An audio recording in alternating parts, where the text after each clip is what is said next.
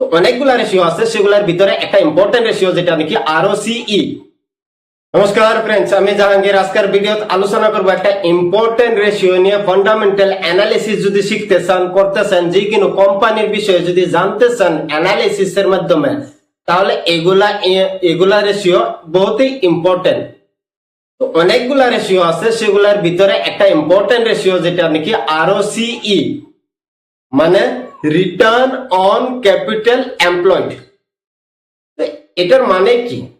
এটার মানে হলো একটা কোম্পানি অনেক জায়গা থেকে টাকা কালেকশন করে, ব্যাংকের থেকে বড় করে, ডেপ্টের মাঝে শেয়ার বেচে টাকা আনে, তারপর অনেকগুলা মাধ্যমে টাকা আনে কোম্পানি। তো সেই সবগুলা টাকার মাঝে কোম্পানি কত পার্সেন্ট প্রফিট কামাচ্ছে বছর শেষে, সেটাকেই বলে রিটার্ন অন ক্যাপিটাল এমপ্লয়েড। মানে টোটাল কোম্পানির যতটুক টাকা আছে ইনভেস্ট করা, সেই টাকার উপরে কতটুক রিটার্ন আছে। তো এই আরওসি কেন ইম্পর্টেন্ট? কারণ যে কোনো একটা কোম্পানির আরওসি সময় সময় বাড়াটা অনেকই দরকার। কারণ কোম্পানি যদি একটা বিজনেস করছে বা করতেছে, তার প্রফিটটা সময় বাড়াটা অনেকই ইম্পর্টেন্ট। তো আমরা শেয়ার হোল্ডার মানে কোম্পানির ওনার, তো আমরা কি লাগে যে কোনো কোম্পানি প্রফিটটা ইনক্রিজ হওয়া টাইম টু টাইম। তো সেই ক্ষেত্র গিয়ে আমরা দেখতে লাগে কি আরওসিটা বাড়ছে না নাই। তো যে কোনো একটা কোম্পানির আরওসি কত থাকাটা মানে উত্তম। তো 15% বেশি যদি থাকে সেই কোম্পানিটার আরওসি, তাহলে ভালো। অনেকগুলা কোম্পানির আরওসি 30, 35, 40, 45, 50 এরকমও থাকে।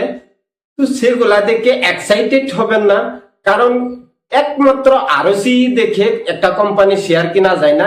এর সঙ্গে আরো অনেক কিছু অ্যানালিসিস করতে লাগে। কিন্তু আরওসি একটা মাধ্যম এটা জানার যে কোম্পানিটার মাঝে ইনভেস্ট করতেছি আমরা, বা কোম্পানিটার মাঝে যতগুলা টাকা আছে কোম্পানির, সেই টাকা দিয়ে কোম্পানিটা টাইম টু টাইম কত টাকা প্রফিট কামাচ্ছে বা কত পার্সেন্ট প্রফিট কামাচ্ছে, সেটা জানার জন্য আরওসি ব্যবহার করি। তো চলুন যে আরওসি কি হিসাবে দেখা যায়, আমরা গিয়ে দেখি স্ক্রিনে। আমি আসলাম স্ক্রিনার ওয়েবসাইটে, এসে সার্চ করলাম। সবার প্রথমে একটা কোম্পানি এক্সাম্পল হিসাবে সার্চ করি, আইটিসি সার্চ করে নিলাম। তারপর এই উপরে থাকা মেনুতে দেখলে আমরা দেখতাম পারি যে এই জায়গাত আছে রেশিওর অপশন। তো এই রেশিওতে ক্লিক করলে আমরা চলে যাব যতগুলা রেশিও আছে এই কোম্পানির সেই জায়গাত। তো নিচে স্ক্রল করলে আমরা দেখতে পারি যে আরওসি, সবের নিচে আছে আরওসি। এই কোম্পানির আরওসি এক সময় 51% ছিল, তারপর 50, তারপর 47, তারপর 40, তারপর 36%, তারপর 34। তো এই হিসাবে বর্তমান সময় 37%।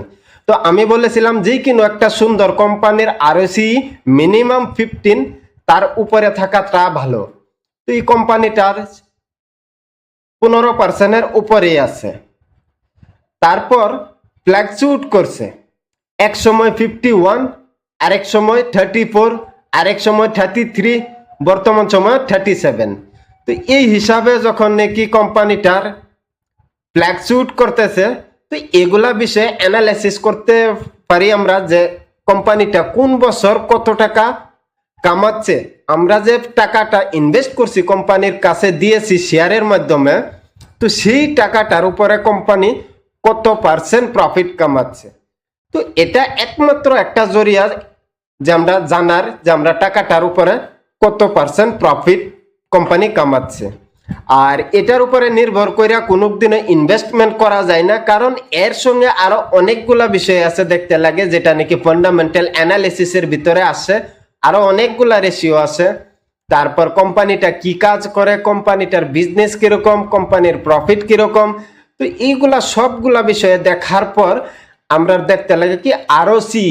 আমি যে একটা কোম্পানির এক্সাম্পল হিসাবে 1000 টাকা দিয়ে একটা শেয়ার কিনেছি, তো সেই 1000 টাকাটা কোম্পানি সেটার উপরে কত পার্সেন্ট প্রফিট কামাচ্ছে, তো সেটাকে আরওসি বলে। তার সঙ্গে আরো আছে কোম্পানির ঋণ নিছে, কোম্পানি যে কোনো ব্যাংকের কাছে থেকে বড়োইং নিছে বা অন্যান্য জায়গা থেকে পয়সা কালেক্ট করছে, সবগুলা পয়সার উপরে কত পার্সেন্ট রিটার্ন কামাচ্ছে সেটাকে আরওসি বলে। আর আরওসির ইম্পর্টেন্ট কি আশা করছি বুঝেছি। আর স্টক মার্কেটে আরো অনেকগুলা রেশিও আছে, এগুলা রেশিও সব একসাথে মিলিয়ে তারপরে আমরা একটা সিদ্ধান্ত নিতে পারি। তো আশা করছি ভিডিওটা ভাল লাগছে, আরওসি কি বুঝছেন।